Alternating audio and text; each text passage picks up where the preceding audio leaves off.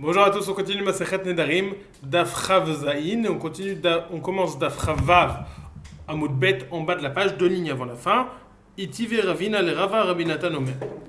Nous avions vu hier le principe de Neder Shuktar Mixato ou Tarkulo, un Neder qui serait permis s'il est annulé partiellement ou permis partiellement, alors tout le Neder tombe à l'eau ou pas. On avait vu la marloquette Rabbi Akiva et Rabbanan au sujet du pétard, Potrin Beshabbatot de Yamim Tovim. Est-ce que le fait de permettre le Neder pendant Shabbat et Yom Tov, ça annule le Neder pour les autres jours de la semaine aussi? Rabbanan disait que non, Rabbi Akiva disait que oui.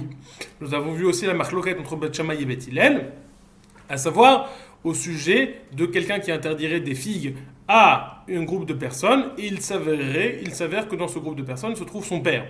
Son père est permis, la question est de savoir, est-ce que tous les autres sont permis? Est-ce que le Neder est annulé uniquement au sujet de son père, mais aussi envers les autres? Bet Shammai disait qu'il était annulé uniquement envers son père et tous les autres restaient interdits, tandis que Bet Hillel sont de l'opinion que le Neder est permis complètement. Nous avions vu ensuite une marloquette entre Rava et Rabba. Dans quel cas expliquer la marloquette entre Bet Shammai et Bet Hillel? Rabba, la première opinion, disait la chose suivante.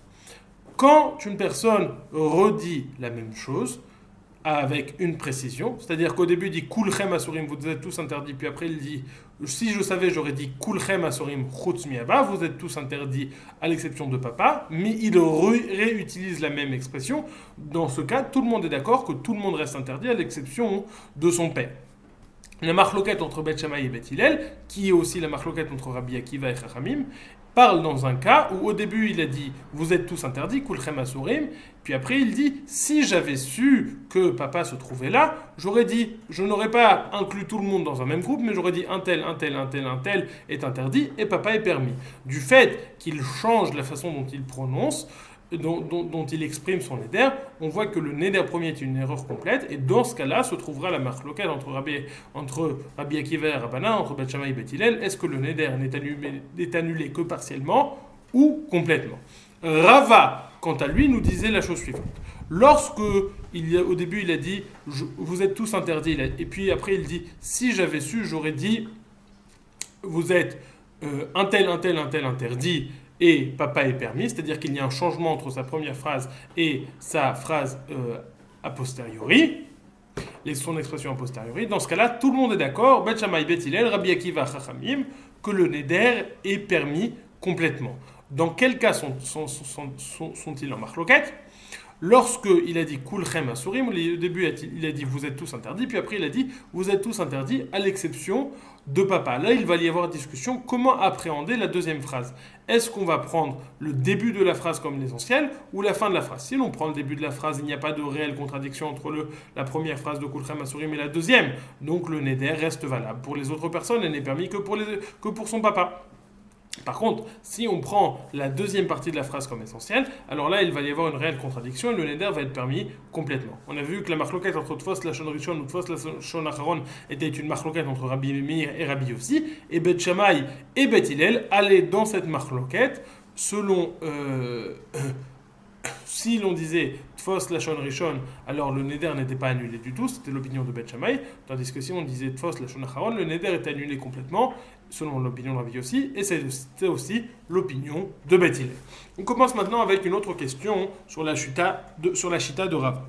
Itive Ravina le Rava. Ravina objecte à Rava. Rabbi, nous avons enseigné. Rabbi Nathan Omer yesh neder chez mixato mutar, mixato asur. Il y a un neder qui est partiellement interdit et qui est partiellement permis. Ketzal. Nadar mina kalkala vehayu ba bnot shuach. Vamar ilo haiti odea she bnot shuach betocha lo haiti noder. Kalkala asura, bnot shuach mutarot. Rabbi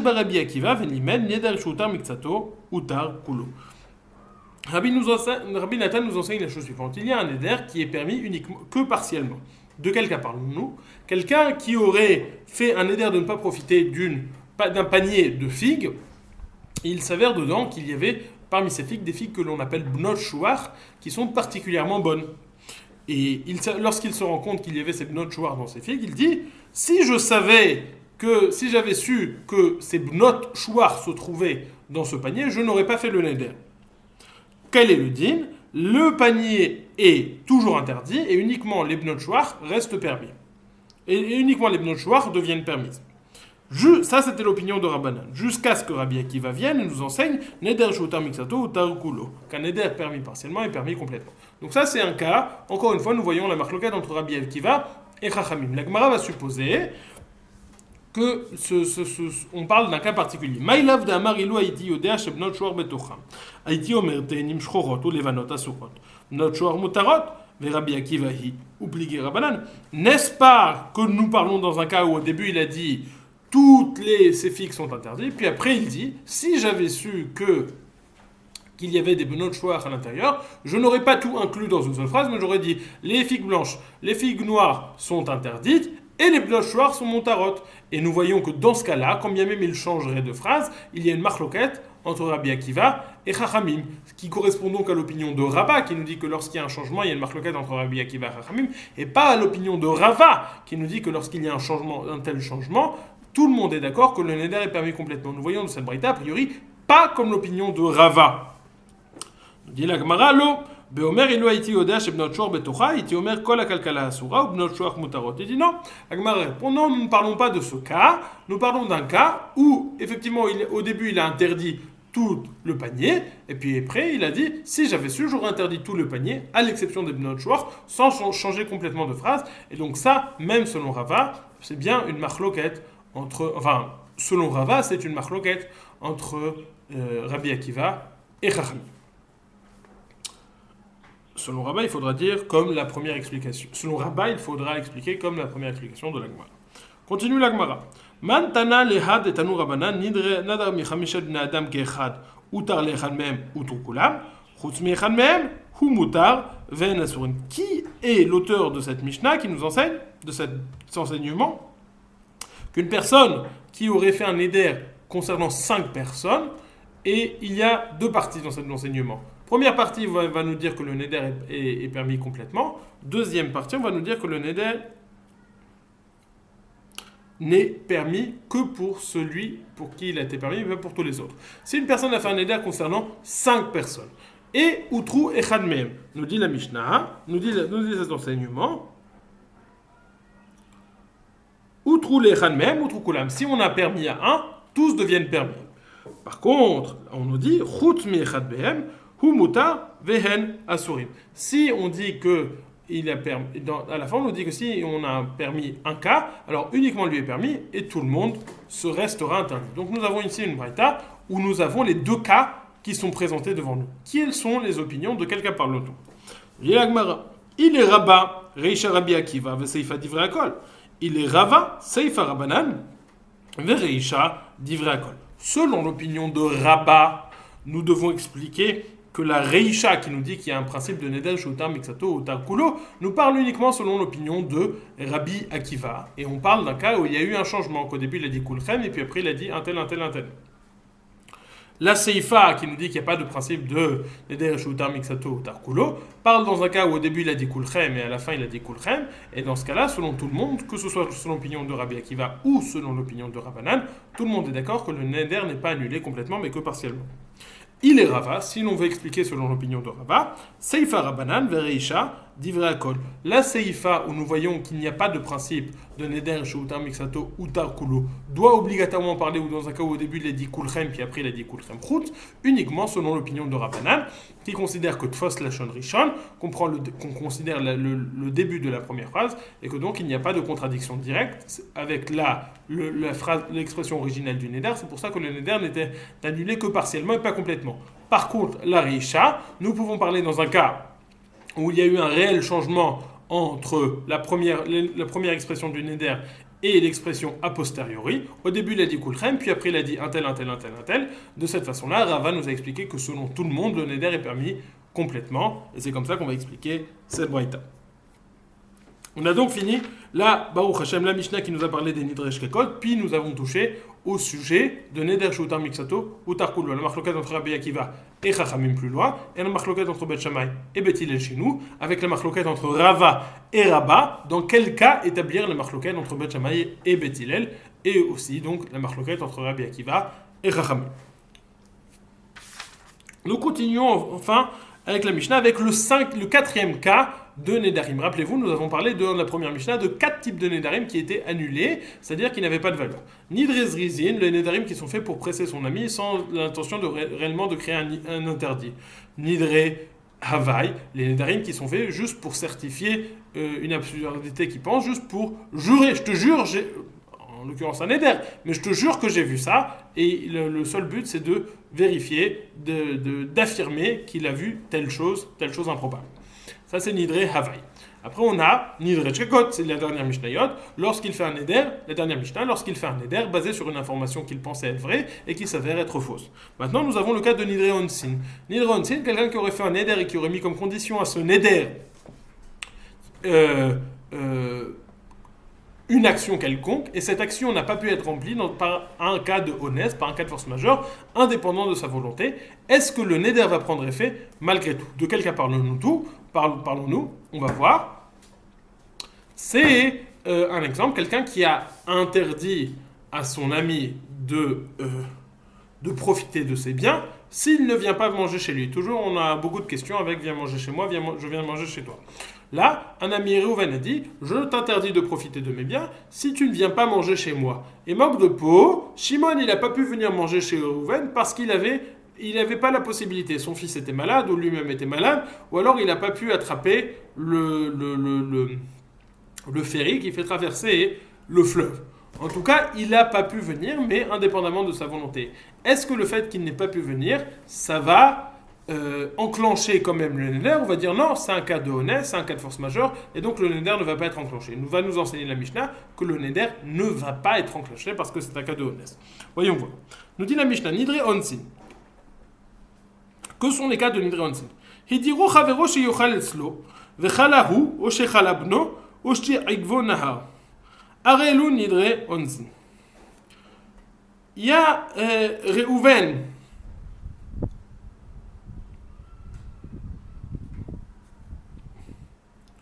le Réhouven qui a fait un neder pour que Shimon vienne manger chez lui, donc il lui a interdit de profiter de ses biens, ou il s'est interdit à lui-même de profiter de ses biens. En tout cas, il a créé un interdit, il a fait dépendre cet interdit du fait que Shimon vienne manger chez Réhouven. Chalahu, et Shimon est tombé malade, ou chez Chalabno, son fils est tombé malade, ou chez Aigvona, où le fleuve l'a empêché de passer, Hare et Nidre Onsin qui sont annulés à la base. Ça, c'est le cas qui est présenté. Donc, Agmara va nous parler d'un sujet, puis on va essayer de rapporter une preuve à cette question de l'Agmara. Haou Gavra d'Adpis Ravata Beveidina, va Marilo Atina Atlatiniomim, Livatlo Nanes Ravatai. Quelqu'un qui avait un din Torah au Bedin, donc, et qui avait des mérites, des papiers avec des preuves en sa faveur. Et il a demandé au Bedin un peu de temps pour rapporter d'autres preuves qui permettraient d'étoffer son argument, sur son argumentation. Le Bedin, ayant eu peur qu'il fasse ça pour échapper au din, lui dit écoute, dépose tes preuves au Bedin et fais un tnaï que on te donne 30 jours. Si tu ne viens pas d'ici 30 jours, tes preuves seront nulles et non avenues, ne seront plus valides. Alors, Ran explique, ou alors tu reconnais qu'en réalité c'était des preuves mensongères, ou alors tu es mochel et tu donnes complètement tes biens. En tout cas, il a donné ses biens, il a dit si je ne viens pas d'ici 30 jours, ces preuves n'en seront plus. Et que se passe-t-il? Au bout de 30 jours, Itnis Veloata, il a eu un honnête, un cas de force majeure, il n'a pas pu venir. Se pose donc la question, est-ce que ces preuves sont annulées ou pas? Amaravuna, Batil Srivata. Ravuna a dit, les sruyot sont annulés. Amar le Rava, Anusu, Anus Rahmana Patre, Dirtivuna Nara Lota Sedavar. Rava s'est étonné et il lui a dit pourtant, c'est un cas de Anus, c'est un cas de force majeure. Et le cas de Anus, la Torah a rendu quitte cela. Comme on voit au sujet de la Nahara Mourassa, une jeune fille qui s'est fait violer, le verset nous dit Ve la Nahara Lotar Sedavar, parce qu'elle a été forcée. Dit la Gemara, si tu veux me dire que la ta'ana de honnête, le fait de pouvoir dire j'étais honnête n'a été dit qu'au sujet de dîner nefashot, que si on devait tuer la personne, comme c'est le cas au sujet d'une jeune fille qui a fait snout, mais dans un dîner moment, il n'y a pas de ta'ana de honnête. Dit la Gemara, ça n'est pas vrai. Vatnan, pourtant nous avons enseigné dans notre Mishnah, Nidre onsin, nidero chavero sheyochaletzlo vechala, ou shechalabno, shikvonar, arel ou nidre onsin. Nous avons enseigné dans notre Mishnah les types de nidre onsin. Reuven qui a fait un neder à Shimon pour que Shimon vienne manger chez lui. Et donc il a dit, si tu viens pas manger chez moi, le neder prendra effet. Et Shimon n'a pas pu venir manger chez Reuven parce qu'il avait un cas de force majeure. On voit bien que c'est un cas de neder onsin et le neder ne prend pas effet. Donc on voit cette ta'anat ones nous passe pas uniquement au sujet des peines de mort, mais même au sujet de d'autres dynimes de la Torah. Ça, c'était la question de Rava à Ravuna. Ravuna n'a pas réagi à cette question. Le Ran propose une explication parce qu'il y a une différence. Là-bas, ici, dans le Neder, il n'avait rien à expliquer parce qu'il ne perdait rien si son ami devenait interdit. Tandis que chez nous, dans le cas, il devait perdre, donc il aurait dû dire, même, il aurait dû préciser que s'il y a un S,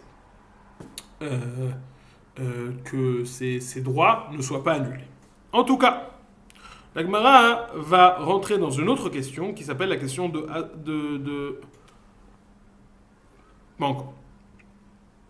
Rava, donc nous avons ici une marloquette entre Ravuna et Rava. Ravuna nous dit les droits de cette personne qui a dit si je ne viens pas d'ici 30 jours et n'est pas venue malgré le fait qu'elle ne soit pas venue à cause d'une ta'anat ones, ses droits sont annulés. Rava nous dit c'est un cas de honnête et donc ses droits ne sont pas annulés.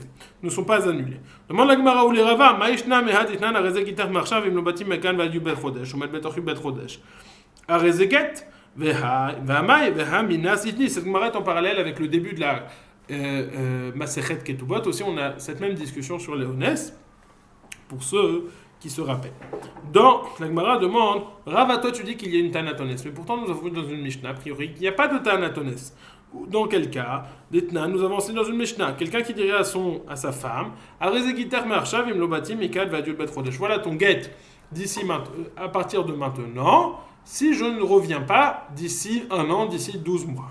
Et il s'avère qu'au milieu, il est mort et donc il n'est pas venu au bout de 12 mois.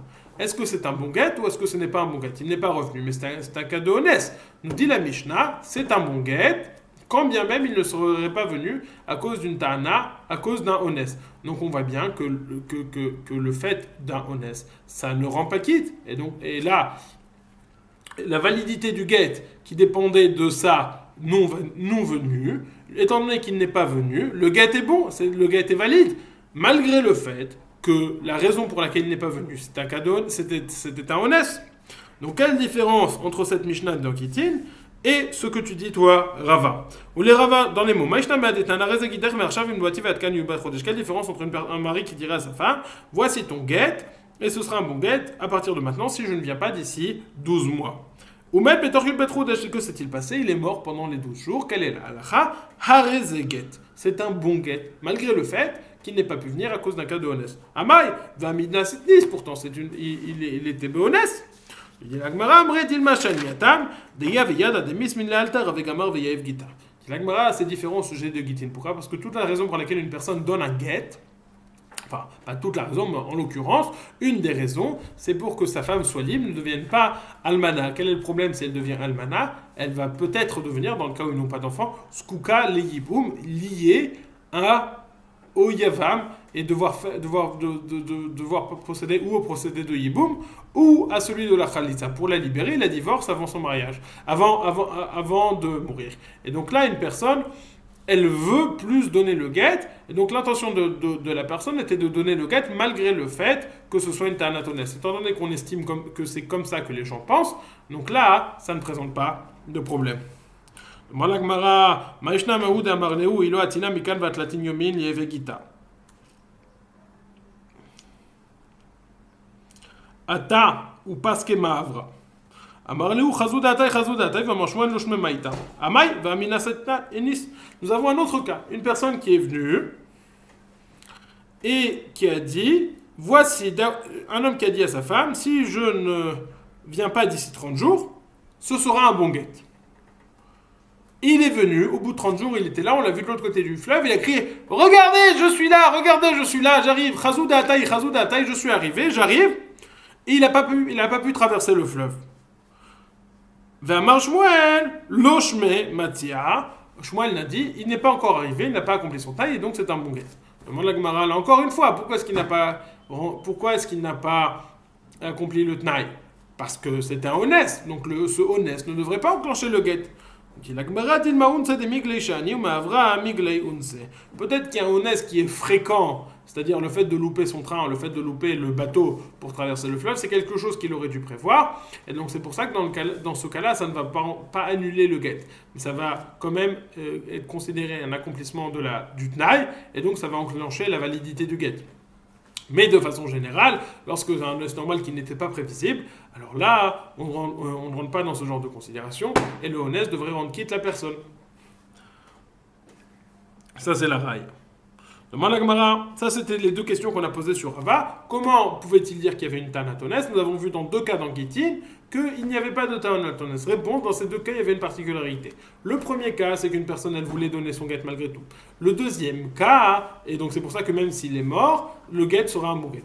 Dans le deuxième cas où la personne n'est pas morte et visiblement elle ne voulait pas donner le guet, malgré tout, étant donné que c'était un honnête qui était somme toute un petit peu prévisible, il aurait dû prévoir le coup. Et donc, il aurait dû au moins préciser, rajouter ça dans sa condition, que si c'était tel type de honnête, s'il n'arrivait pas à traverser le fleuve, que ce ne soit pas un beau guet.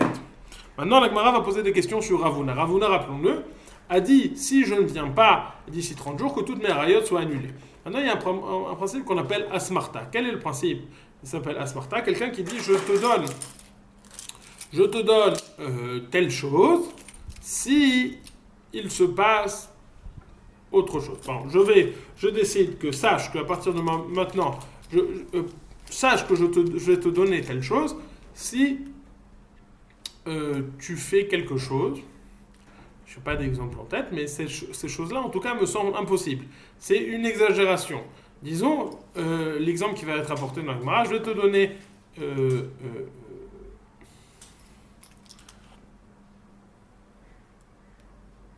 par exemple, j'ai une dette, l'exemple qui est rapporté dans le Gemara, j'ai une dette de 200 000 euros, et je vais te dire, si je ne te la rends pas d'ici 30 jours, alors je te devrai encore 400 000 euros, je vais doubler la dette. Étant donné que c'est exagéré, c'est évident qu'une personne, elle n'a pas l'intention de donner cette chose-là. Donc, quand bien même elle aurait écrit, on suppose qu'une personne n'a pas eu la bonne intention d'acquérir, et donc ça ne s'appelle pas un bon kinyan. C'est ce qu'on appelle asmarta. Asmarta, c'est lorsque je fais un kinyan où je donne quelque chose à quelqu'un, mais les conditions de ce kinyan sont tellement farfelues, tellement éloignées de la réalité, tellement exagérées, qu'il est évident que je n'ai pas l'intention de faire ce kinyan, donc le kinyan n'est pas bon. Et c'est ça ce que la Gemara demande. Ou les Ravuna, Mirte Asmarta, Yiv Asmarta Lokania. Comment est-ce que Ravuna peut dire qu'il prend le risque que ses preuves soient annulées? C'est une Asmarta. C'est une Asmarta. Évidemment, une personne ne veut pas annuler ses preuves. Et donc, Asmarta Lokania, il ne pourrait. Et donc, ça ne serait pas un bon kinyan. Donc, comment est-ce que l'autre pourrait jouir de ce srout qui lui revient, puisque ce srout ne lui revient pas? Je dis la Gemara, Shaniacha de Mitpe Sansravate.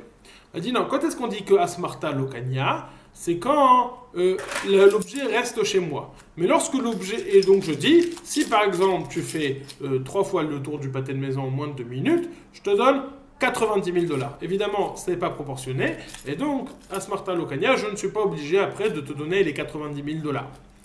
Mais... si j'ai déjà donné les 90 000 $, je les ai déjà mis dans la main d'une tierce personne, là, j'ai déjà transmis à quelqu'un, là, j'ai déjà plus fait un geste vers ce kinyan, et donc on va estimer que, dans ce cas-là, c'est un bon kinyan, il y a la bonne intention.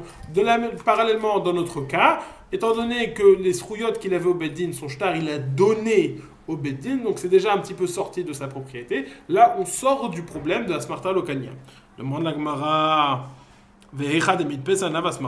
pourtant, et quoi? Tu vas me dire que s'il a donné une tierce personne, déjà on sort du problème d'Asmarta, pourtant nous avons enseigné une Mishnah qui ne dit pas comme ça.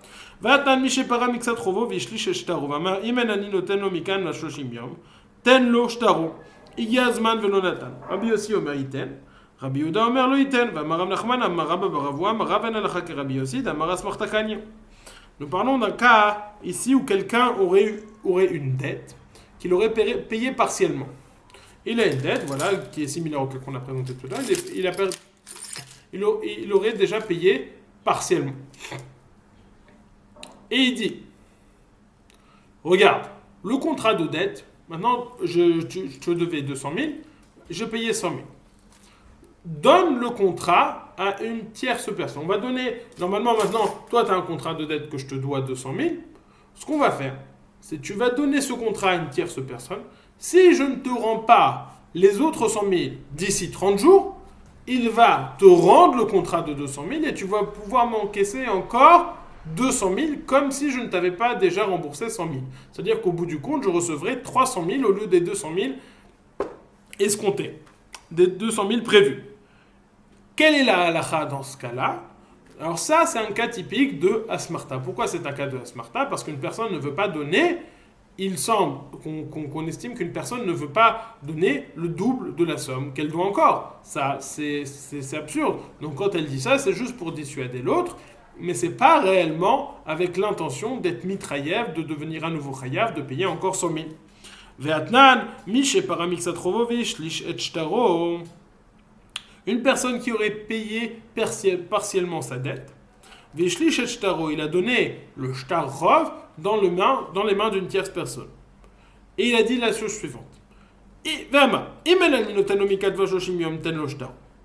Si je ne viens pas d'ici 30 jours, tu pourras lui rendre son shtarov et il pourra à nouveau encaisser toute la somme de la dette, indépendamment de ce que je lui ai déjà payé.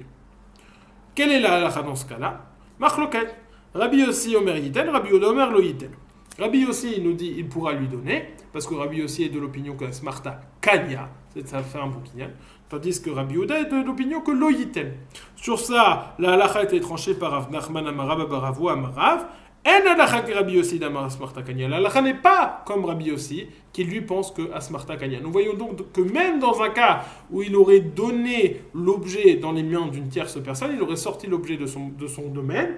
Malgré tout, on a le principe de Asmarta Kanya, de Asmarta Lokanya, que ça n'est pas connu. Donc comment ça ne suffit pas de dire que dans le cas présenté par Ravuna, il a donné ses srouillottes à une tierce personne. Réponse de la Gemara, Shaniacha d'Amar Levatlan Srouté.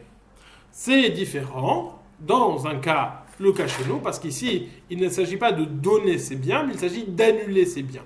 Le Ran explique deux pirouchim, le premier il repousse, le deuxième il reste avec. Le premier il dit, étant donné qu'il ne cherche pas à faire acquérir quelque chose à quelqu'un d'autre, mais il sert juste à être mochel. C'est déjà réclamer de l'argent qu'il est juste mochel. Là c'est plus léger, on peut dire que Asmarta Kanya. Deuxième réponse avec laquelle le Ran est plus en confiance avec c'est que, étant donné que là, il est juste en train de reconnaître que ces preuves sont sheker, sont un mensonge, alors là, c'est une oda, il n'y aurait pas de problème de Asmarta Kanya ou Lokanya.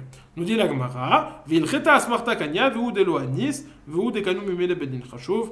La halacha est que Asmarta, et on a vu la discussion entre Asmarta Kanya ou Lokanya, la halacha a tranché que Asmarta Kanya, tant qu'il n'y a pas de honest, et tant que le kinyan a été fait dans un beddin chashuv. Bonne journée et une bonne semaine.